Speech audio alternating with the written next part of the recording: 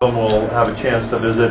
But Paul DeMeis you guys have been coming here for the last 2 years and and sharing your stories. Gotta watch out they don't throw us out soon. Because you treat us so nice. And amazing stories that they are. And so I'm really excited.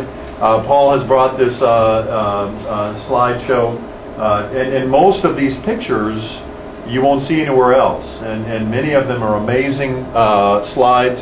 He has a group of pictures right here, then it's okay for us to... That's why they're here. So I have to show this first one, because if any of you are collectors of Life magazine, this one was actually featured in Life magazine. Be very careful with these. That was supposed to be a humanitarian gesture on my part with this old lady on a litter. But they didn't know she had all kinds of vegetables. Sweet potatoes, carrots, onions, everything, the whole 9 yards. And she wanted cigarettes, and I thought I was giving her cigarettes. And the reason for all this, we were whipping up a mulligan and 2 helmets. We had found a couple of chickens. We stole a couple of chickens, and we were making soup. And I threw everything she had in them 2 helmets. And Lord will behold, the next day they put us on a ship to take us back to Guam. Everybody had the runs. Everybody, including the guy talking. They weren't used to that rich food. That was what the corpsman said. And that's just one of the stories that you're getting ready to hear. I had to inject that before the whale would have said, tell them this story or tell them that story. That's Mr. FBI for 31 years. Hoover's friend. Go ahead. Right off the bat. The first day I landed on Guam, I was 16 years old. So we go up, and the guys are all over the place, a lot of noise, all that stuff.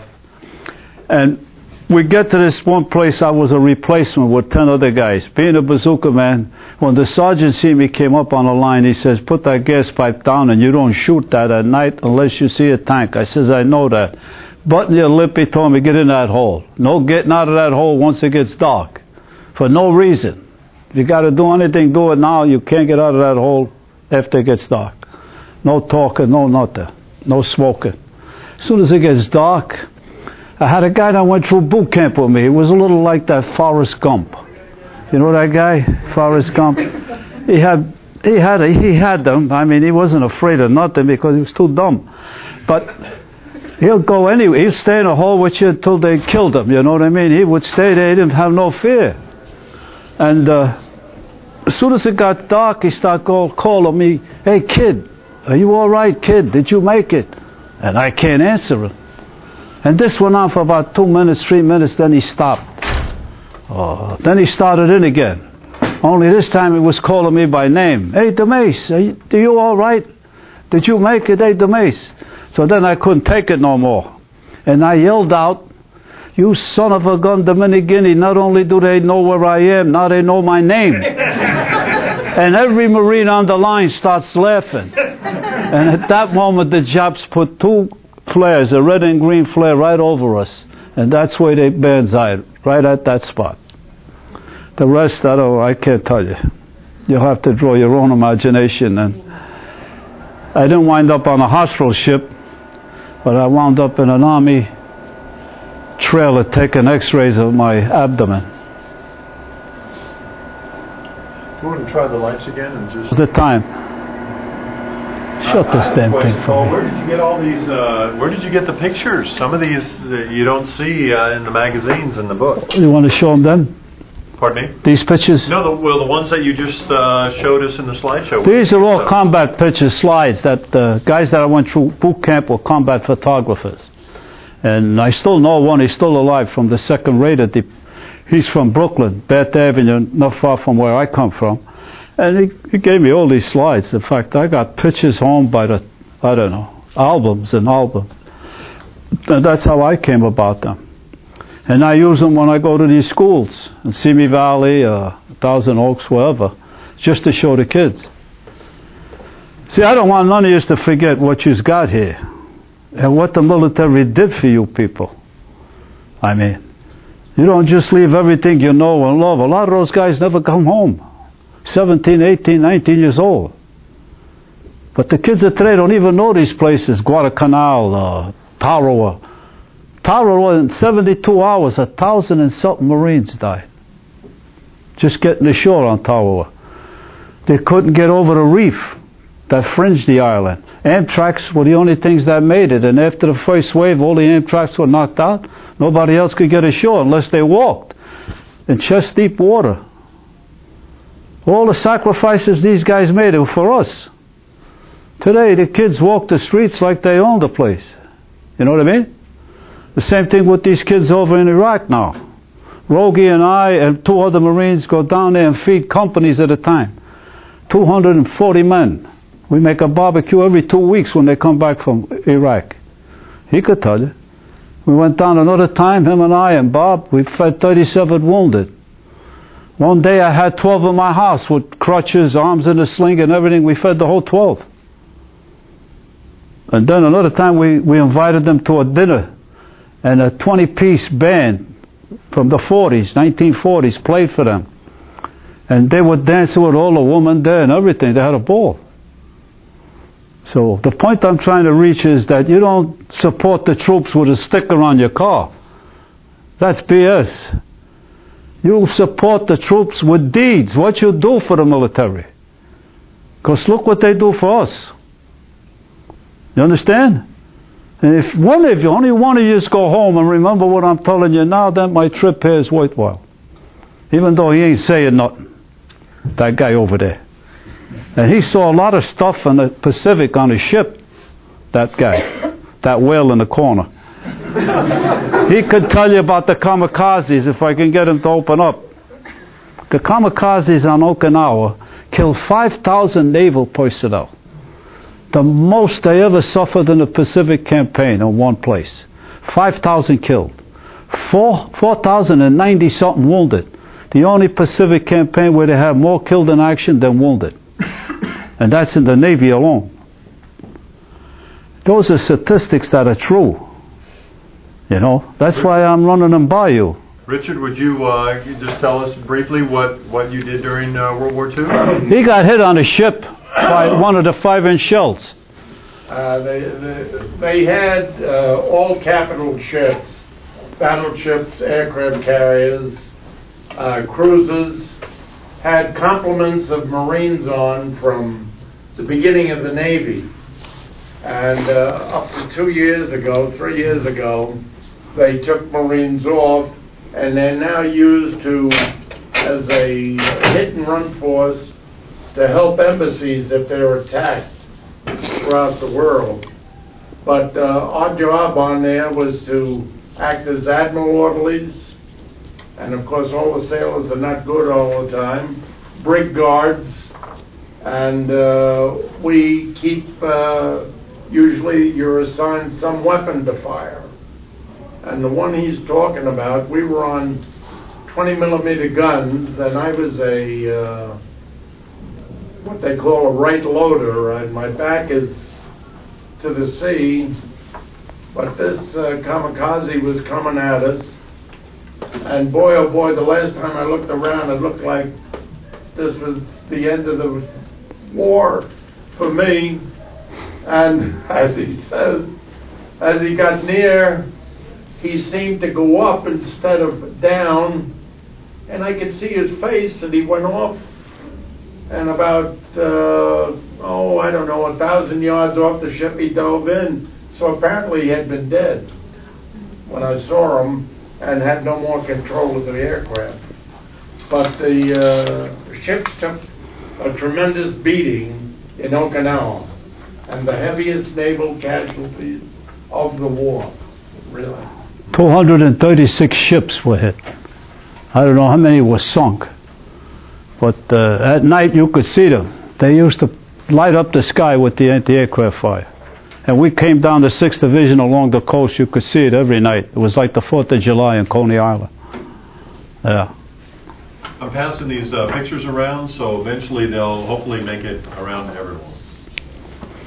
You know what? We've got a ton of questions. Yeah, go ahead. We're going to start right here. So, especially World War II students, be ready. And Paul, like I told you before, we're just starting. Most of these students, you should know where Okinawa is. At least we'll find out on Thursday. But as far as what went on there, really have not talked about it yet. So this is new information for most. Island was 65 miles long, 35 miles wide. There was 100,000 Japanese soldiers there, plus the conscripts which they recruited from the Okinawan people. They called that battle the Typhoon of Steel. We lost more personnel there than any island in the Pacific. Iwo Jima, they had 19,000 wounded, 7,000 killed on a 5-mile square island in 37 days. On Okinawa, in 111 days I was there, we lose 35,000 wounded and 15,000 killed. You know what I mean? Those are numbers. People, sons and husbands that left their families and went and served this country. Okay, first question. Yeah. You want to say something, You I bet. enlisted when you were 16? What? You were 16 when you went I in? enlisted when I was 15 and a half. You know, And how many years then before, what year was that? 1943. November. I didn't leave till I went to boot camp when I was 16. See? But that's it. And you were on Okinawa and Guam, Okinawa, Japan, China, and Guam again. Yeah. Yes, sir. What was your training like, and how long were you in training before you went to... Training? Yeah. Well, boot camp is boot camp. You see all the hype about it, but that's not the... Once you become a Marine and stuff like that, you go to advanced training. See? A specialty.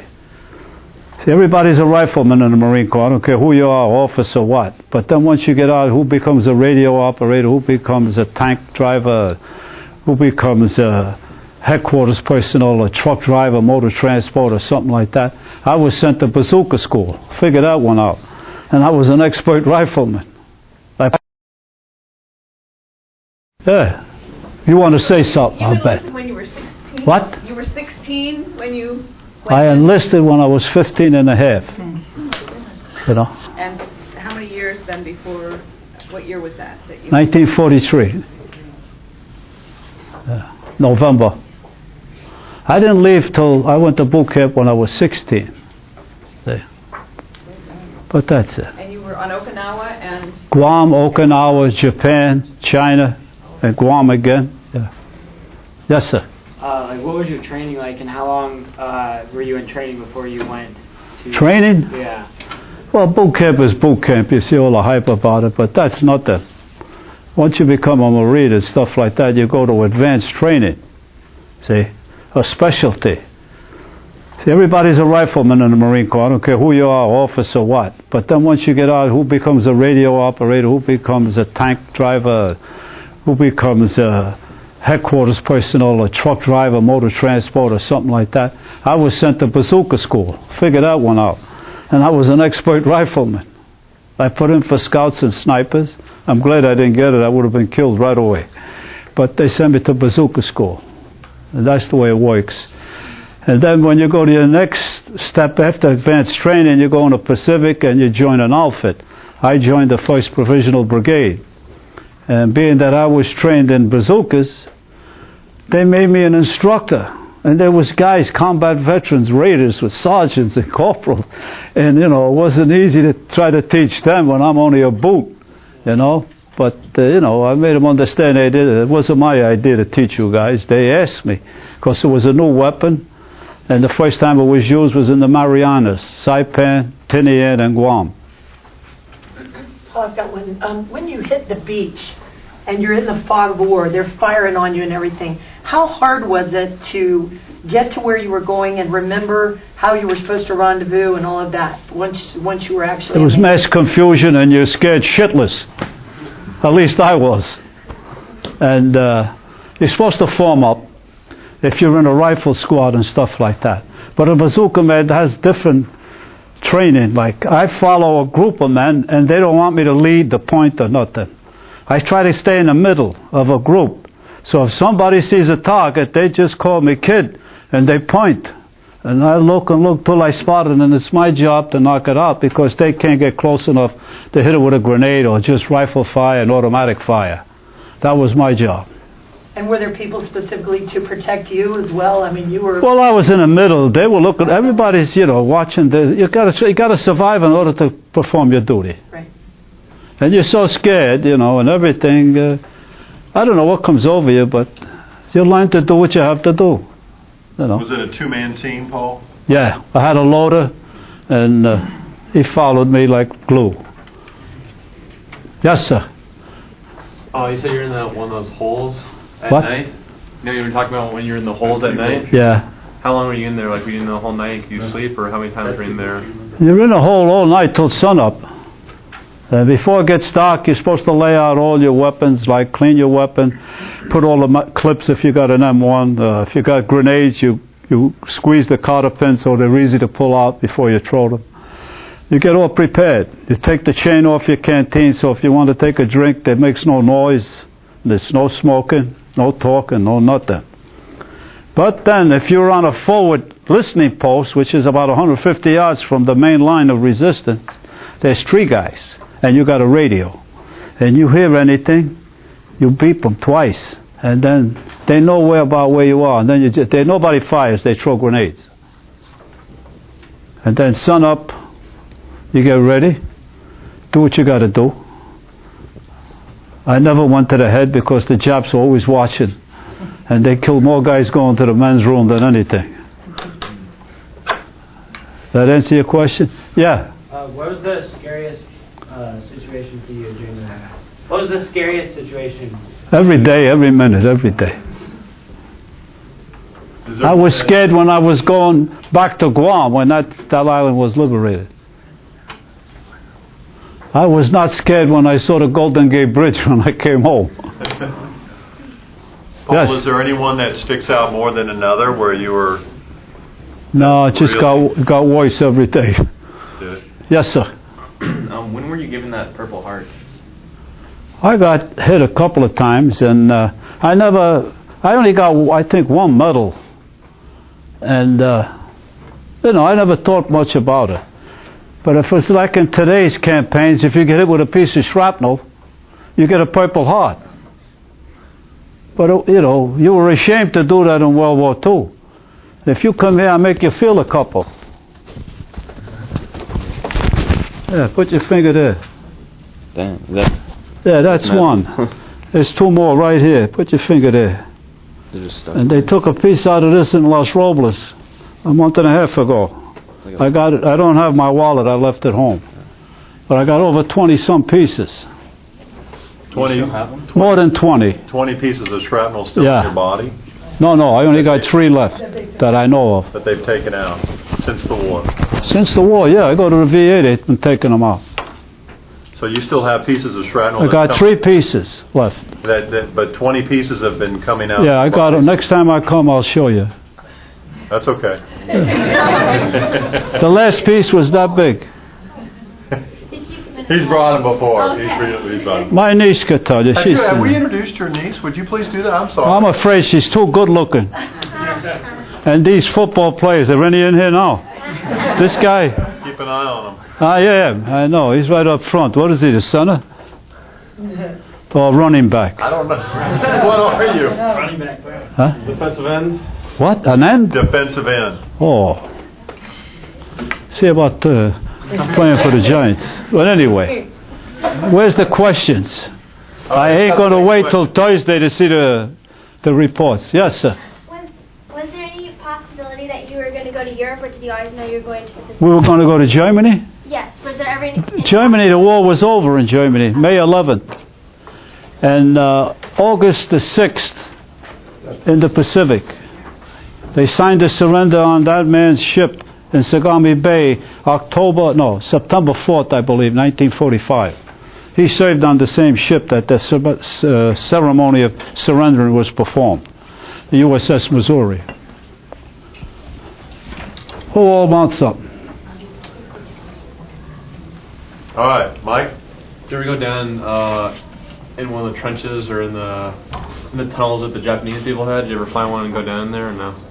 I only went in one cave, and don't ask me why and what happened. I don't want to tell you. But there's guys that go into caves for souvenirs and all that stuff. And I never wanted to go. That's it. I didn't, Once you knock out a cave, that's it. I mean, as far as I'm concerned. But people did go in there. Like in Vietnam, they go in these tunnels with a 45 and a searchlight. But not in the Pacific. You went in a cave if you were ordered, or if you were looking for souvenirs, which I wasn't. So I can't tell you too much about that. Yeah. Did you ever come face to face with a Japanese soldier?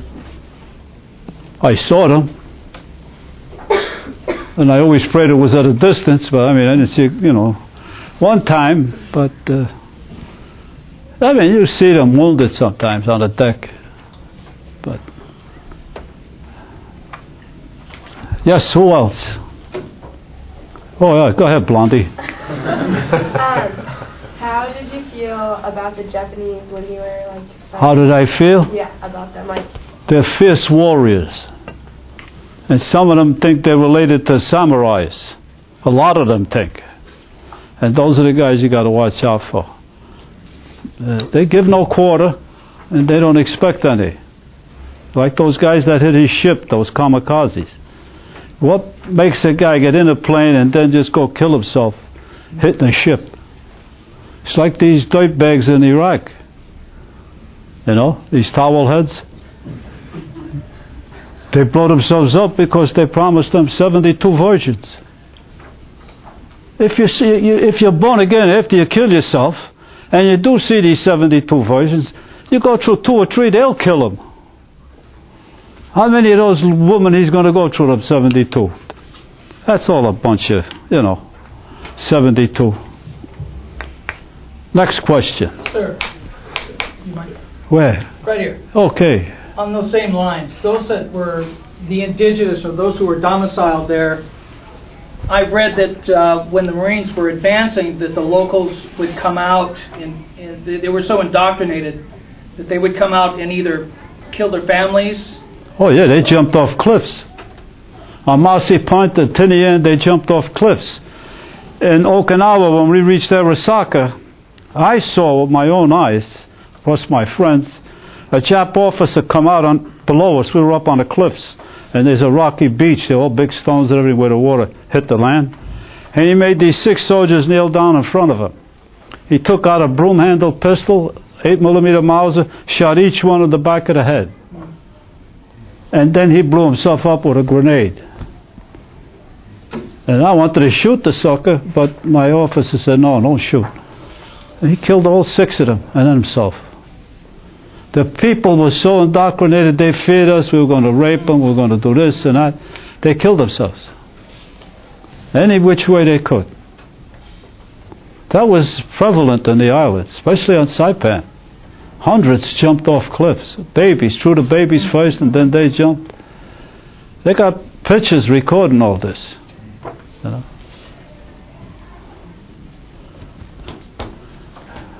Next question. Right? Yeah. I know like the equipment is like really heavy and stuff, but with the bazooka, was it hard to obviously like to maneuver and stuff? Like how heavy would you say? Bazooka is 58 inches and a half long, 13 pounds. If you don't learn how to use it, you ain't going to be around long. But no, it's not that bad. How heavy are the rockets, Paul? 2.36, and the rockets are about 18 inches long. Got a range up to 600 yards, but you never shoot that far. And the motto of a bazooka man is when you're close, you think you're close, get closer. Because you're only going to get one shot. Not like a sniper, they say one shot, one kill. A sniper could hide, especially if he knows how to camouflage himself. And you won't even know where he's shooting from. But a bazooka man, once you let that rocket go, everybody and his brother's going to see it. I don't care if the Jap had lenses that thick. He's going to see the backblast. And you got to know how to crawl. See?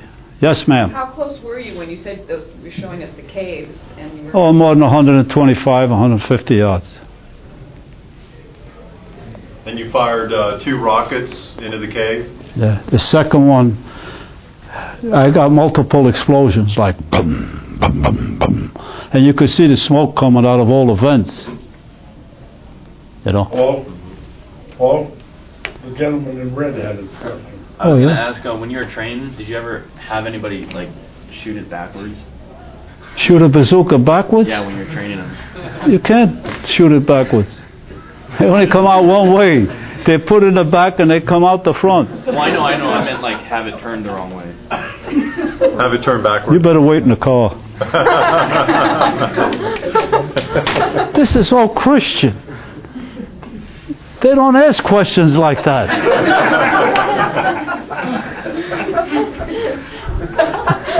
Tell me, is he here on a scholarship? Who's next? No one's going next. Okay, who's next? Come with me. Come on. Who's next? Yes, sir. Was there a time after the war when you couldn't talk about it or anything? I talk about what you hear me now. That's it.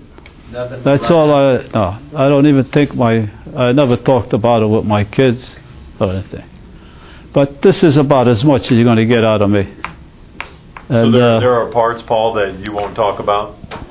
I don't think it's right for me to say that.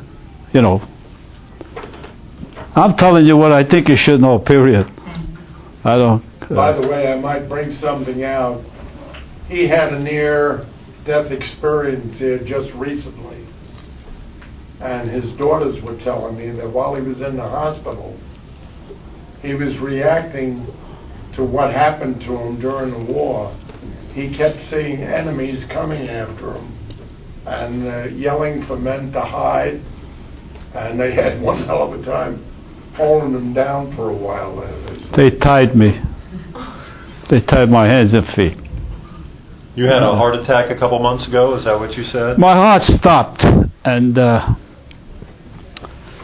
they put me on the deck, my wife and my second daughter. My second daughter gave me CPR. They called the paramedics. They came, and they were only 4 blocks away. They got there under 2 minutes, so I don't have any brain damage. I'm dumb enough the way it is. And they brought me to Simi Valley Hospital. They put me on a respirator for 4 days. And then after they brought me to Los Robles, they put a pacemaker in here. I got a wallet here now. And after 4 days there, they said I had a hematoma in my arm, and that's when they took out that big piece of shrapnel. And I came home after 10 days altogether. I brought that up primarily to show you, this many years after the war, this man still thinks about the war.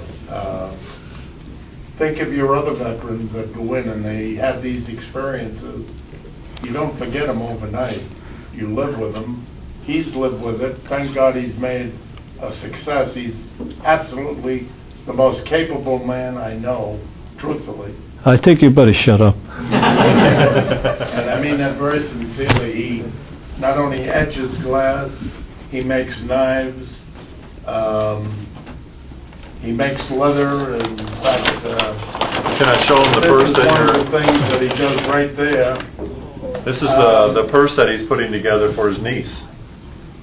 So, and you make saddles? Saddles, He is handbags, really checkbooks, comfortable. wallets, shoulder bags. He made a saddle that the most expensive thing I've ever seen in my life. And I can't get nobody to buy it. Seriously, just read. He reads the instructions and goes ahead and does it, and it's... I was supposed to put it up for auction, put it up for auction in the church, and I wound up in a hospital. No auction. It's in my garage if any of you ride horses. I'll make you an old Christian offer.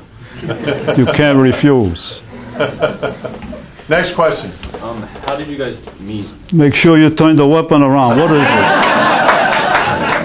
How did you two meet? How did I meet him? Yeah. The worst mistake of my life. Yeah, that big orca whale there. He causes me more pain and trouble. You have no idea. You know, he tells my family, all my friends, well, my heart bleeds for those Marines on shore, sleeping in the muddy foxholes and everything. He slept in sheets throughout the whole war on a bunk. On his ship, he ate on plates. Never missed a meal. And that goes till this day. He was at my house Saturday when we had a 2-star general there, his wife and aide, and a bunch of other Marines came. And I put him at the head of the table, and a 90-year-old Marine on the other end, 92 years old from World War II. And I cut the part of the table out like that so he could fit in there. You know what I mean? And he gnaws even on the wood when there's nothing in front of him to eat. You got to see how he eats. I tell him sometimes, did you chew that? You know, if you don't chew it, it's going to come out the same way.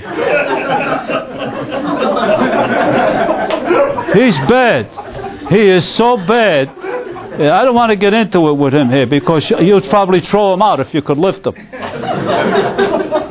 And so how did you meet him? What is it? How did you meet him? We've heard what you think about him. How did you meet him?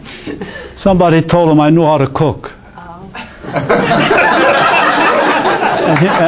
And he's been coming to my house ever since.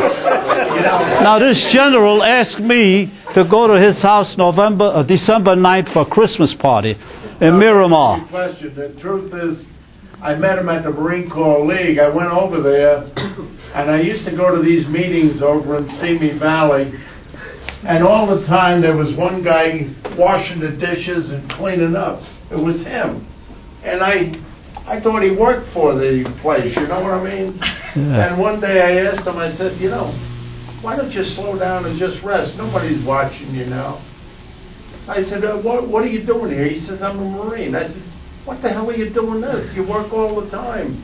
But that's the kind of a fellow he is. And that's how I met him. I felt bad for him and started setting tables. The floor, you know. God, he was responsible for more dirty dishes than the whole league. Now he's over my house. When he leaves the veterans, I'm just coming by your house. He always gets there around noon. You know what I mean? And then he tells the general Saturday, yeah, we'll be down there if you want us to come down for the party and this and that. Have him make you eggplant parmesan. Or have him make you all the stuff he likes. He's telling the general told, you know. Now today I told him, you know, we got to go down there. What can we make? Oh, make him the eggplant parmesan. You know. Yeah. All right. Anybody have a question? Yeah. Dylan? What made you want to join the war originally? What made you want to join the war originally? That's a unique well, I'll tell you the truth. I used to run numbers and pick up horse bets as a boy. 13, 14, and 15. And I got in trouble that way. So this one judge, his name was Samuel Leibowitz. He used to work for organized crime as a lawyer. And when he went in court, nobody went to jail. So Governor Dewey got a hold of him. He was the district attorney at the time. Gave him a job as a judge in Brooklyn. And the tables were reversed. Now you went in there and you caught him on the calendar as the judge presiding. You were going to go do time. You were going away. No ifs, ands, or buts. You couldn't beat this guy in a court of law. So he gave me 90 days to find government employment. And what the hell could I find? I tried to join the Coast Guard, and they says, what do you want here? They got nasty with me. So then I told them, I seen Tony Martin in the paper this morning. He joined the Coast Guard Friday. What, you got to be Jewish? They threw me out. They literally threw me out in the street. So I went to Lower Manhattan where the World Trade Center used to be, and they got like a 1-block square building, Army, Navy recruiting. But there were 4 abreast all around the block. So I crossed the street, went over there. I says, what are they giving out, turkeys here? So he says, what's the matter? Don't you want to wait in line like the rest of us? I said, you got to be kidding. I'll be here till the end of the week. So he says, well, go across the street. I said, what's over there? He said, the Marine Corps. There's no lines. And that's how I became a Marine. Did that answer your question? Yes. So did you go to Brooklyn after the war? Like back to Brooklyn? Did you go back to Brooklyn after the war? I lived in Brooklyn till 1989 when I came out here. And not to pick strawberries. My 3 daughters were living here, and that's why I came. I lived here in 61 and 62. They all wanted to go back east, and then after so many years, they all started drifting back here. One went to that school, and a couple other lived out here, and I came. See, I don't mention that here. The school, I mean. Yeah. I'm an old Christian. I can't say that word. Huh? Any other questions? Yes, Ted? What do you think about when they dropped the atomic bombs? They did us a favor. They Why should is have that? dropped it long before that. Just picture what it would have been like if you had to go land in Japan. And I seen those caves, what they had in Yokosuka, the ammunition, and you could go in a cave and turn around with a 6x6 truck. You know how many casualties? They were predicting 1 million casualties. And I think that's an understatement, what they had in Japan. You saw the picture, 231 planes we blew up. That's in just one place. You know? And a lot of people wouldn't be here today. I know I would. Him, I don't know. He's got a way of surviving, it's unbelievable. They had already, Even now. we all had assignments to be withdrawn from carriers to form a battalion, and I found this out from the Navy League later, that they had a schedule to take smaller islands since we didn't have actual combat on the ground. And they figured we could handle it. And I read the write-up of that the Japanese had their heaviest troops down there where we would have landed. We would have gotten wiped out like nothing. So. Yeah, they were already planning the 2 invasions of Japan. The first one was called Olympic in Kyushu, the island, and the second one was Coronet in the plains below Tokyo. And they had assigned the whole 6 Marine divisions were going to land there. Plus, I don't know how many Army troops under MacArthur. You know. Do you remember where you guys were when you heard that the war was over? Yeah, Guam. Absolutely. I was on Guam. Tell us what you were feeling when that happened. Oh. Our ship did cartwheels. We were out there when the word came out. Nobody believed it. And we started going in circles and tooting our horn, and we didn't believe it. And they said that, they pulling the joke on us. And no, it was true. And then, of course, we went to Japan. I tell the gentleman here that our aircraft carrier, our captain, his name was T-E-I-G-H. And he was born and raised by a missionary family in Japan. And the schedule was that our ship would take the surrender and that they would have him there for a publicity angle. But we broke down en route from Guam, so the Missouri got the job. You should have told that when that fellow was here. Gentlemen. No, I think he must have went to the head, right? That Navy guy? Yeah. Yeah. Leaking a boiler. I was on Guam, by the way, the second time. After Okinawa, I went there, and I went there after China, and I was there in 44. Did you guys, either one of you see Hiroshima or Nagasaki? Yeah. You did? Absolutely. What was that like? Well, after I left Yokosuka, I went down and I was on the island of Kyushu when we blew up all those planes. And from there, I went to Omura. There's an airfield on Kyushu, right near Hiroshima.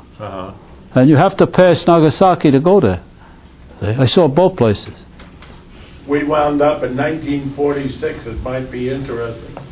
That's when I was discharged. But early in 1946, we were going through the Gulf of Korea, blowing up mines.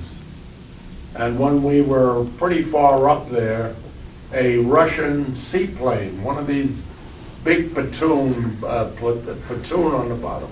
What do you call them that they float on? Pontoon. Pontoon on it, came over, and I was on the bridge that day with the admiral and the captain. And the captain said to the admiral, he says, you know what? This is 46, mind you. He says, we ought to shoot the son of a bitch down. We're going to be back here anyway. Now, that was in 1946, and I said, boy, oh boy, that's something. Never thought about it, and we did come back in 1950, June of 50. We went back in there. Yeah, so, yes, ma'am. When you went to China, what was the mission? Our mission there was we were supposed to repatriate the Japanese, put them on LSDs and send them back to Japan. So you were pulling the Japanese Yeah, out? and disarming them and stuff like that. Then the communists started to act up. You know, Mao Zedong Right. and his communist army there in the north, and they would be fighting like regularly 2-3 times a week with the Chinese government, the Chiang Kai-shek, CNC troops. And then in the daytime it would be like an automatic armistice, and you see little donkeys pulling carts with wounded and dead on, and then it'd be like an automatic peace during the daytime. But at night they start killing each other again. Then they try stopping all the coal deliveries down south from Mungdin in the north, right, to Shanghai. So we had to guard the trains. Then they start blowing up the locomotives on the railroad tracks. And they put flat cars in front of the engines, so they would blow up the flat car, not the engine. But then they start using electric control mines, and it was the same thing over and over. And Marines were getting killed there and wounded, and nobody even knew it. If you didn't have a Marine doing time over there, you wouldn't know nothing. And nobody in this country knew what was going on in China. And I was there 45, 46, and 47, because I re-enlisted March 8. Well, I had a fraudulent enlistment. If I would have came home, they would have gave me like a convenience of the government discharge, my captain told me. And I would have got no disability, no nothing for the wounds. And that was because of your age? Yeah, I had a phony name, everything. And I re-enlisted. 17? What? 17 was the age to enlist? That was the legal age, yeah. Okay. And my captain told me, I'll make you sergeant before I leave.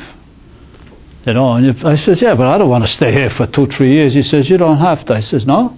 He says, just for the duration of the national emergency.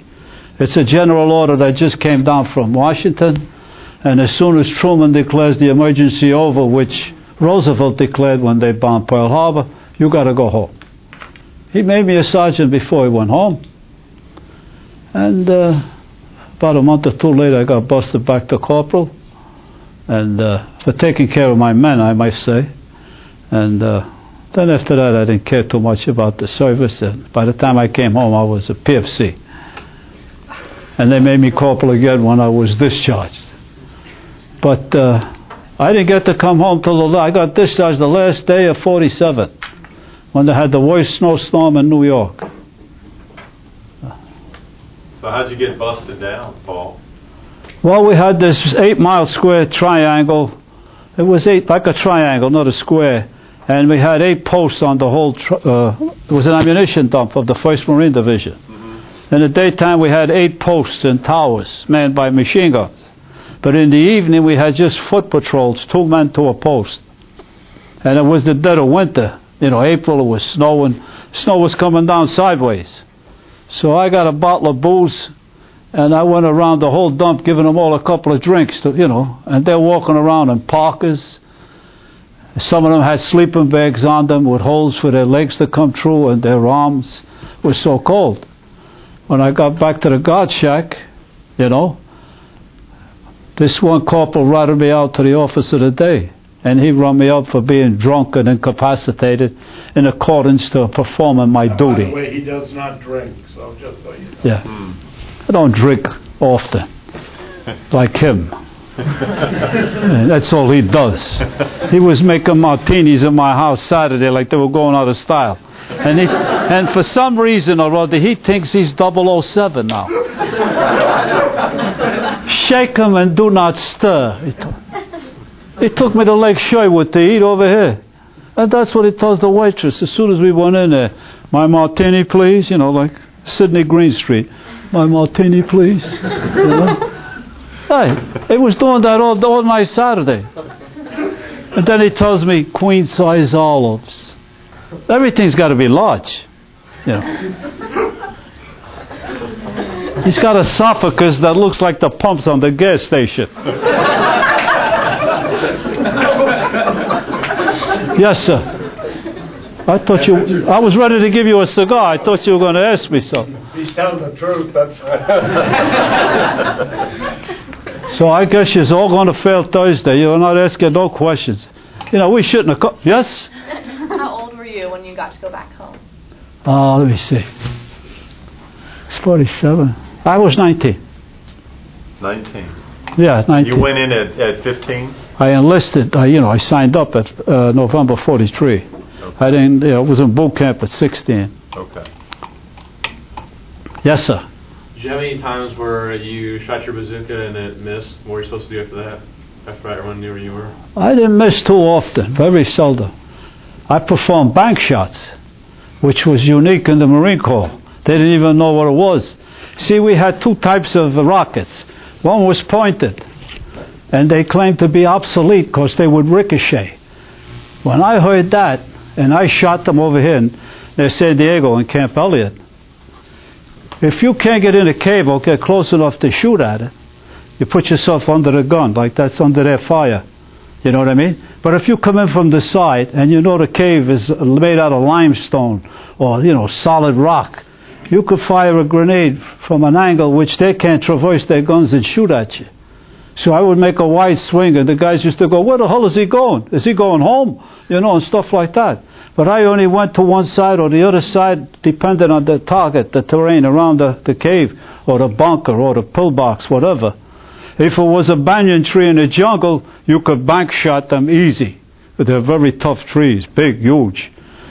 So what I would do is I just hit the side of the cave, and it would ricochet in. It was a bank shot. Like if you shot pool enough as a young boy, which I don't think you do, you learn all that stuff.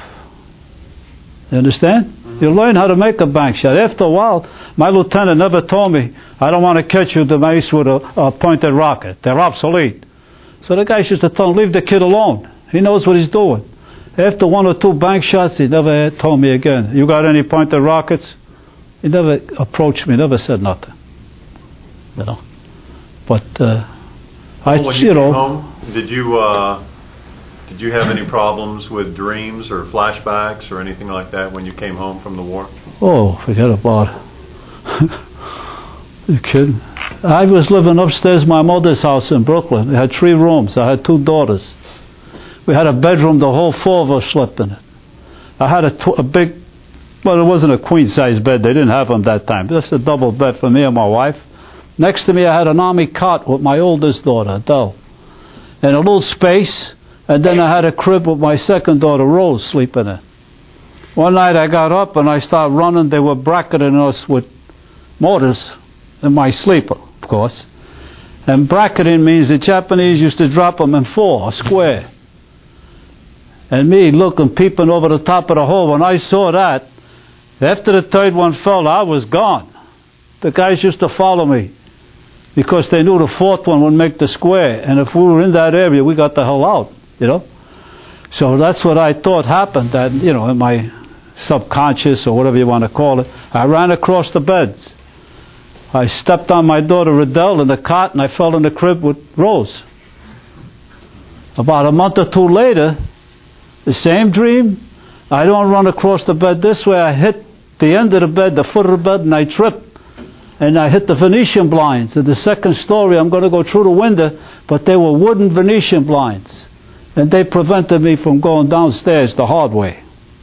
Another time my wife came, found me in the bathtub with my hunting rifle, all the blankets. "What are you doing?" I was sleeping in a foxhole, I thought. They put me in an army nut shack for 5 weeks. On the last floor they kept us. The 16th story they kept us. No joke. And a priest who turned out to be a lover of hunting like myself used to come over and tell me, "You better get out of here, Paul. That medicine they're giving you, going to make a junkie out of you, this and that." Finally, I asked to be released. But, that stuff, every once in a while, you might think of it. That answer your question? Huh? Yes, it did. It does? Yes. Yes. Yes. Is this a mute class? No, we're just enthralled. Yes, sir. Did they drop any napalm bombs while you were in Guam? Or We were on Guam when they dropped the first one, I think it was August the 4th. And then how many days later they hit Nagasaki. No, not the atomic. I think you're asking about napalm. Did you? Oh, napalm, yeah. You saw the pictures with the Zippo tanks? They had them, we have flamethrowers. My assault platoon consisted of flamethrowers, demolition, and bazookas. That's all we used. Yes, ma'am. You mentioned that people were like in the ground and would pop up and like. Yeah, shoot. spider holes they're called. Yeah, did that ever happen to you or your group when you're walking? They were all over. You see, they were any hill you attacked in skirmishes, you're going to hit them, because they're the most forward positions. They put these guys up forward before you hit the ridge or the hill, whatever it may be. See, the ones in the hill itself, the defenders in the hill, they're tunnels, caves, and stuff like that. And you know what they used to do? They were so sharp. If you shoot a machine gun on dry land, you'll see the dust come up from the ground, and you know where they are. First thing in the morning, they urinate in front of their openings of their caves and peepholes, so that when they fired those machine guns, the ground wouldn't come up. The dust wouldn't reveal their spots, their position. And they considered them a third world country at that time. When we landed on Okinawa, the only thing we had that was better than theirs was an M1 rifle. Understand? Their rifles were bolt actions. We had 37 millimeter field piece. The Japs had a 47. We had a 105. They had one bigger. We had a 155. They had a 13 centimeter gun, the equivalent of a 150. They had a 142 millimeter rocket, mortar round. They had 90 millimeter mortars. We only had 81s. They had a 320, which is about that big, and it's set up on 5 railroad ties crisscrossing each other, the platform. It had a metal box in there which they filled up with black powder, and they used to hit it with a sledge. Now when that rocket, when that mortar shell went up, there was 675 pounds of dynamite in the head. It was 13 inches in diameter, and the launcher was only 10. And if it did this in the air, it had no gyro, they didn't know where it was going to land, but when it did land, you could put 3 or 4 of these here classrooms in the hole. They had a lot of good weapons. Their machine guns fired at a rate of 650 and up per minute. Ours were 450 and 4 1/4. Yes? What part of the jungle made it most difficult for fighting? Was it the hard to see or just everything? The jungles on Guam, I think, were worse than the ones we trade on in Guadalcanal. Very thick, and it's hard to move around. You got leeches, you got bugs, you got mosquitoes, 100-leggers, and a few 90-leggers, or amputees, we called them. But there's a lot of insects and stuff. Any crocodiles, any alligators? Well, yeah, in the Tenaroo River there were crocs. Do you ever have any experiences with any of those? No, I stood guard while the guys took beds, and we always rotated. They gave me a Tommy gun, and I had to watch if I seen any or stuff like that. But we all had turns taking watch and taking beds there. Otherwise, you had to take a bed out of your helmet, and I can't tell you what we called it. You know the girls of ill repute, what they're called, right? That's what we called that type of bed. Tim? Did you say something about Guadalcanal? Were you on Guadalcanal? 7 months. When? 1944 to 1945 March. Now you had talked about the Japanese being, fearing for the worst, but you didn't find the same in the Solomon Islands, did you? Did you find the islanders receptive to you? Oh yeah, the Guamanians especially, they love us. Till today, they declared July 21st as Liberation Day. They have one of the biggest, that's their biggest holiday on the island all year. Oh, they treated us good there. On Guadalcanal? No, Guam. On Guam? Yeah. Oh, okay. Yes? Was there ever the fear after the second bomb was dropped that you were going to have to go to Japan? Did you ever fear after Nagasaki that you were? Oh, it was, you know, you really didn't know what they were going to do. When we got in the landing craft to go ashore in the LVTs, they didn't tell us to lock and load before we got to the line of departure and stuff like that. But they told us, these people have surrendered, they kept hitting us with that line. And glad you asked me that, because when we got ashore, I came up on a concrete ramp where they had this seaplane ramp, and I just walked up on concrete. I didn't even get wet. See? And when we got in there, like I said before, they came up to your bow, put their weapon down, turned around, and walked out of the naval base. And what I was going to tell you is, when I got there, I said to myself, Jesus, these people, I don't understand them. And that was the time the colonel came out, the head officer of that naval depot. And when he came up to the captain, he handed him his pistol, and he started to turn to walk out. And my captain says, I'll take the saber. He wanted the long sword, And this guy, defiant to the very end, he gave him a dirty look, like. And I said, he said the saber, and I cocked the carbine, and I put a round in the chamber. And my captain, Sexton, said, DeMeis, the war's over. And I couldn't shoot him. And he just unbuckled his buckle and let everything fall on the ground and walked away. Everybody else came up to you. They did this and put the weapon down. They did about face and walked out. But that colonel wouldn't do it. I even told the captain, I should have cracked him in the mouth with the butt of the rifle, but the war's over, Defiant to the very end. His great-grandfather must have been a samurai, I don't know. Paul, what are your feelings today about the Japanese? I'll tell you the truth, the people, I like them. The military, when I was there from the end of August till December, I used to go down the coast near Osaka, the old capital, on Kyushu, and they had these ladies diving for oysters. They did all the diving and the men stayed in the boats. And they love fish, as you well know. And I've been trained to make an octopus salad since I was a boy. And he'll verify that, the whale. Because I got to bring it. And they eat octopus with the skin on. And they sun-dry it on chalices. And it's like bubble gum. I told them, you're crazy. They got the friendly with them, bring them a can of Spam, and they were giving me fish to bring back to the barracks where we were staying. And I used to cook fish for the guys in their quarters. So one day I went down, I got a 5-gallon can with seawater. I boiled the octopus like you're supposed to, 10 times in the water while it's boiling real hot. Then you cover it and you wait. You get a fork and you put it in. When it slides right in the head, you know it's ready. You take it out and we skin it. All the tentacles, the head and everything. Sicilians don't do that. Neapolitans do. The rest of Italy does, but Sicilians, they eat it with the skin on. They're like the Japs. And I showed them, and they went berserk.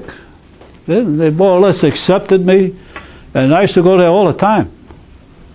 Now, in my old age, I cook a lot, and he could verify that tiny Tim over there. And I make an octopus salad with shrimp, conchs, which are called scungils in Italian. It comes in a seashell. You know what a conch is? Mm-hmm. Right? Shrimp, calamari, which is squid, and 4 different fish, the octopus. I marinate them with olive oil, salt, pepper, parsley, and a lot of lemon juice. Today, tomorrow we jump on it. And I make a lot of it, because he's coming. There you go. Yes, Blondie.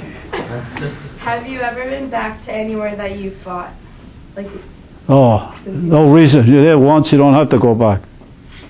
It's like a saying in Italian, see Naples and die. If you're from Italy, you don't want to go back, Do you ever watch any of the World War II movies? All the time. You do? All the time. I got more videos. If you want them, I'll bring you dozens of them. Combat videos. You know, they're coming up with the flags of our fathers, the Iwo Jima. They want to do it, and this Captain Dale Dye wants to interview me. Oh. He even wants some of my old uniforms and stuff, but I'm not going to do it on the arm. I told this one captain, I said, that guy gets paid for all this. He did Band of Our Brothers, you know what I mean? He was in Platoon, that picture Platoon. Well, several pictures. Another pitch he played as a naval officer with that Steven Seagal on a train, you know, with a satellite blowing up all parts of the country. He's been in several movies. Now, he went to the Pacific last year, and he came to the Marine Corps League with a bunch of pictures, and he was showing them on one of the slides like this, and he would ask the people in attendance, what's this, you know? And what was it? It's green bottles. I said, those are sake bottles. That's right. Like, it was. This is James Bradley. That is. No. This is the guy Dale Dye, the advisor for the military, a Marine captain from a Vietnam vet. Okay. He's been an advisor on numerous military films. Yeah. Okay. Over the past years, he makes a living that way. Okay. Makes some living. Okay. And then yeah, that's right. You know. Big deal. He showed him a picture with bottles, green bottles. Who knows that? Yeah, how to know they were sake? So then he come up with another picture and he says, but none of you know what this is. And he showed him a magazine, a round magazine, and they were all stuttering. And I just timed them right. I didn't want him to say it like before he did. He thought he was going to pop the question. I said, that's a Lewis magazine. That's correct. You know, he stuttered a little. Then he says, this is the first shore-to-shore landing made on Gazebus Island. I said, across the causeway on the Peleliu. Correct. Made by my outfit, the 1st Marines. I don't want to tell them. The 1st Marines were gone. They were aboard ship the end of September. 3rd Battalion 5th. I served with those guys in China, and I met the guys who made that landing. He was mistaken. But next time I see him, when I'm alone, I'm going to tell him. He's full of, you know. Hey, Paul, we just have about 11 hours left. 6 or 7 more minutes. But let me ask you this, and obviously you don't have to go there if you don't want to, but last time you and Richard were here, you talked about Sugarloaf Hill and firing the rockets in. Yeah. That second one in particular that set off the secondary explosions. That was in a different hill. It wasn't Sugarloaf. Well, that was not Sugarloaf. Okay, a different hill. But then you mentioned that you went in. Why do you ask me that question? You knew it was coming. I told you in privacy, and that's it. That's it. I can't tell them that. Okay. That thing haunts me till today. Okay. And if they told me if I mentioned it, I would make me better. But I'm only going to cry in front of all these kids. No, I ain't going to do it. Okay. No, I'm sorry. Okay. No, don't need to apologize.